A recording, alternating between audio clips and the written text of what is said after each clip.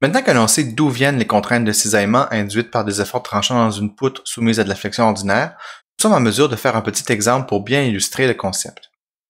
À cette fin, considérons une poutre de section rectangulaire, comme illustré en bas à gauche sur l'image. Donc cette poutre est soumise à un effort tranchant, elle a son système d'axe local Y bar, Z bar, elle est constituée d'une largeur W et d'une hauteur H. On sait que la contrainte de cisaillement va être donnée par la formule VQ sur IB. Donc ça vient du cours de résistance des matériaux numéro 2, avec I, le second moment de section, qui va être donné ici comme étant W fois H3 sur 12, et ici B, la largeur au plan de coupe, va être égale à W. On rappelle que le paramètre B est en fait la surface au plan de coupe, donc la surface ici et là, où on a coupé et où se développent les contraintes de cisaillement.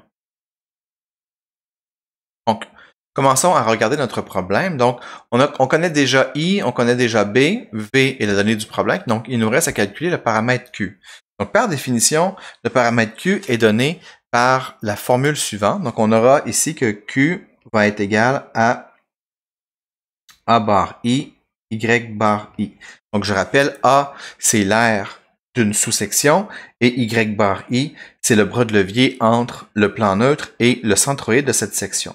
Donc, si on considère la géométrie qui est donnée là, sous le titre calcul de Q, donc j'ai tracé le système, j'ai retracé la section de la poutre avec son axe Y local et son axe Z local, et juste immédiatement à droite, j'ai tracé une sous-section.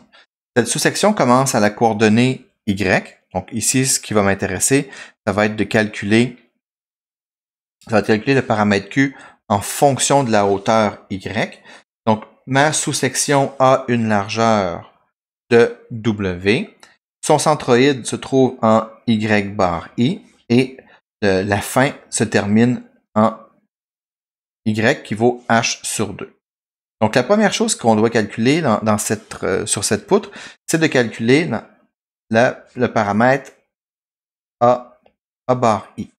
Donc, ce paramètre va être donné par la largeur W fois la hauteur de cette sous-section, et la hauteur de cette sous-section va être H sur 2 moins Y. Donc, le paramètre A bar I va être donné par W H sur 2 moins Y.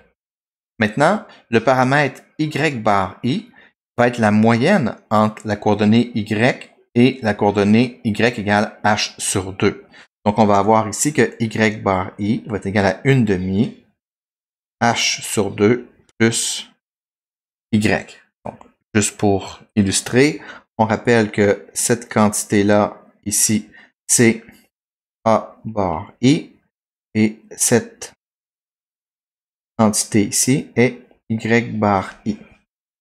Maintenant, si on développe, donc on aura ici W sur 2, et ce que je vais faire, c'est que je vais développer le produit.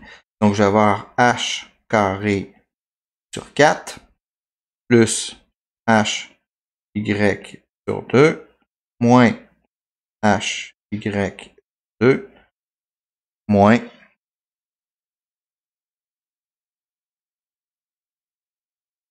ici Y carré.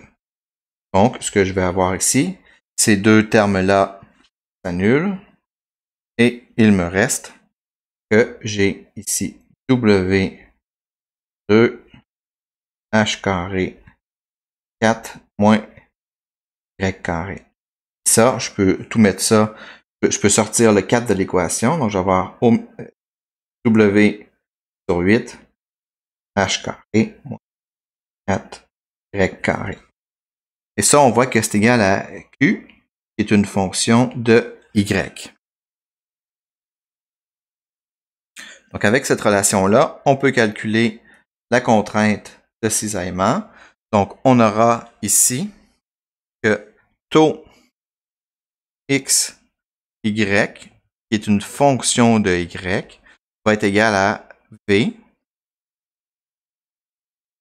ib, fois la fonction q qu'on a ici, qui est w sur 8, h carré, moins 4 y carré. Donc, ici, ce qui est important de remarquer, c'est qu'on voit que la contrainte de cisaillement évolue en fonction de la coordonnée Y sur notre section. Donc, pour être rigoureux, il faudrait que je rajoute par-dessus le Y, la petite barre par-dessus, pour dire qu'on travaille en coordonnées locales. Donc, cette relation-là est intéressante parce qu'on voit que si on se trouve en Y égale 0, on a le terme entre parenthèses qui est le plus grand. Et si on se trouve en Y qui vaut H sur 2, on voit que le terme dans la parenthèse s'annule. Donc, on voit que la contrainte de cisaillement va être nulle aux fibres extrêmes et va être maximale au plan neutre. Donc, ça, c'est le contraire de la contrainte sigma x lorsqu'on est en flexion. En flexion, la contrainte sigma x est maximale aux fibres extrêmes et nulle à l'axe neutre.